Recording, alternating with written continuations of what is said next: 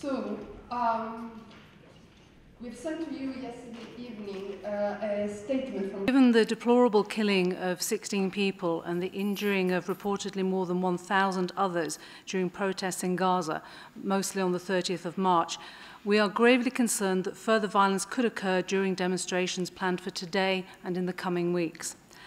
The 16 people were killed by live fire during protests, with reports indicating that of the more than 1,000 others injured, hundreds were also hit by live ammunition. The first such formal meeting was successful in underlining the deployment of any weapon system in armed conflict remains.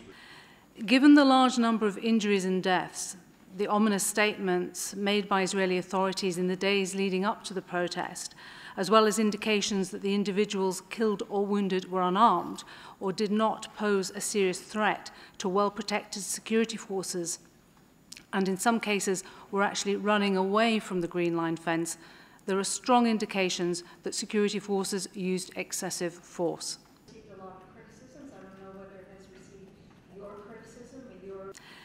In policing the Green Line fence, Israeli security forces are required by international human rights law to respect the rights to peaceful assembly and expression and to use, to the extent possible, non-violent means to discharge their duties. Should not prevent the authorities from fulfilling their obligations regarding... In accordance with international human rights law, firearms may only be used in cases of extreme necessity as a last resort and in response to an imminent threat of death or risk of serious injury.